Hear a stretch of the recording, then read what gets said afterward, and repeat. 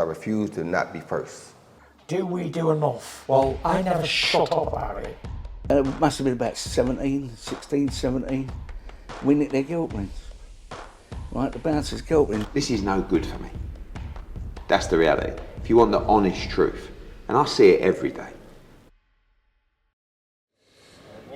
This is KUGAN CASSIUS for IFL TV, proudly sponsored by Everlast. We're in Dubai here for the hardcore boxing event, which is tomorrow night. I'm joined by the legend himself, Mr. Tyron Woodley. How are you, sir? I'm doing good, my man. How are you doing?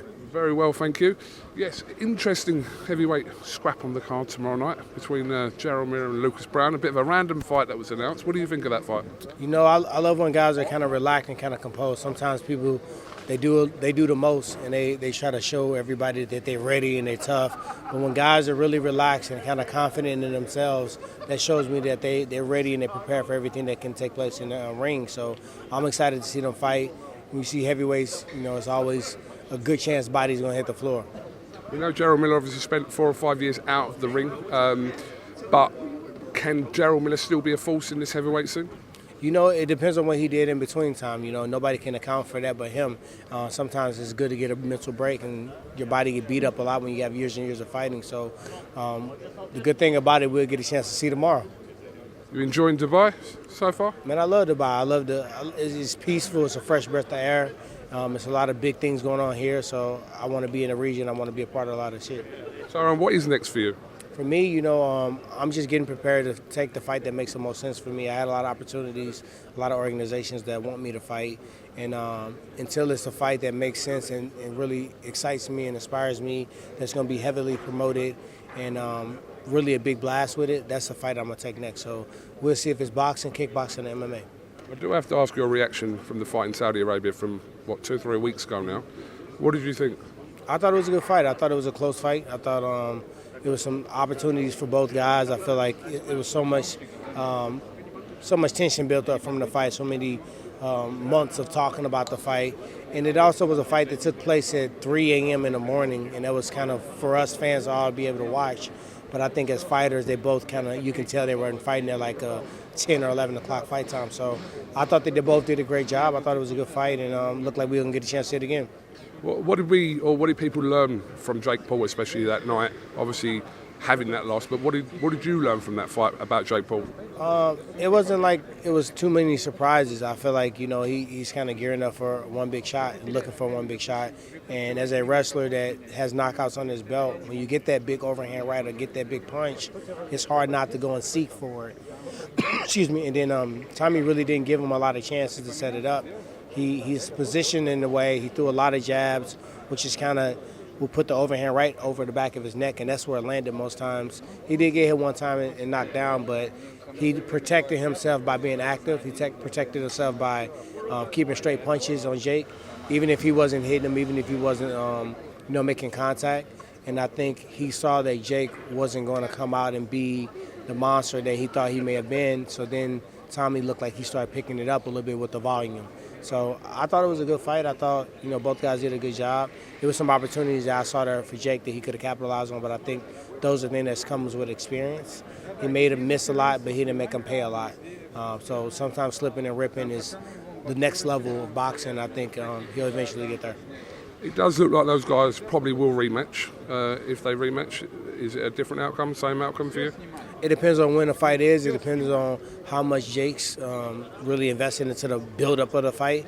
I know as a fighter, I fought at some really, really late times, and it does affect your performance. So fighting at 3 o'clock in the morning, for somebody that's not used to it, could play a factor. If I was in Jake's camp, I would try to make sure that wouldn't happen again. I would try to minimize some of the media close to the fight and let him really focus in. It's cool to be, everything and anything for the media, but you also got to dial in the fight. It's a real fight going on. I think Tommy was able to focus more on the fight and probably, had people grabbing him and sitting him down and putting him to sleep and saying, get off your feet and stuff like that. So I think next time around, it's just an experience thing. Tyron, just finally, the last time I saw you, it was actually here in Dubai after Deji's fight with Mayweather, where there was something going on there with yourself and KSI, but Yeah, that was only, what, 3 or 4 months ago? Yeah, you know, KSI is I call him Cap SI because he sent me a contract. He has to fight me. I don't even speak his name, but he was talking about me and had stuff to say for like the last 2 years. And finally, his manager hit my manager and about fighting me, and I said, yeah. Some other people hit me about replacing the fight for him on 3 weeks' notice. I said, yeah. He said no. He took 2 fights in the same night instead of taking 1 against me on 3 weeks' notice. And even after he had committed to fighting me and saying he wanted to fight me and sent a contract that we negotiated and was done, I didn't even know that I wasn't fighting him until the news came out about Dylan Dennis. So he took a lesser opponent to try to make the same money. I don't blame him, but you can't go around acting like you big baller shot caller. You can't do that. I'll fight anybody. Don't do that. Just say, I'm a big time subscriber. I'm a big time streamer. I'm a big time influencer, and this is my bucket list. And I enjoy doing this as a bucket list. Be real, because if you ask me to fight you and you don't even have the dignity as a man to tell me that I'm going to go in a different direction, I'm going to take a different opponent. And even when Dylan popped out, he still could have had me fight him. He fought FaZe Temper instead. So I just don't like when people just get in the media and do and say what they think is cool for everybody to hear. But in real life, you know, he had a full contract to fight me and he didn't do it. Could we see that fight happen at some point, do you think, still? I mean, I'm not going to beg and, like, I'm a fucking Hall of Famer in my sport, so I'm not going to beg to fight a KSI. He wanted to fight me, and I wanted to just show him that you thought it was sweet, and I'm gonna show you in real life what it's about. But if that fight's gonna happen, they're gonna have to make it worth my while. For all the back and forth bullshit, they're gonna have to actually throw a little bit more cheese in the macaroni. But I'm not against it. It's business to me.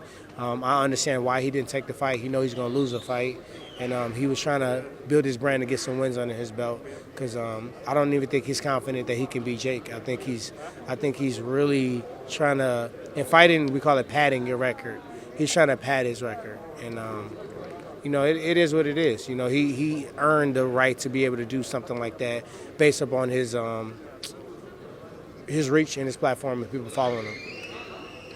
Okay, Mr. Woodley, thank you very much for talking to IFL TV. Much appreciate your time, and yeah, enjoy the boxing here in Dubai, my friend. All right, my man. Appreciate you, brother. Be blessed.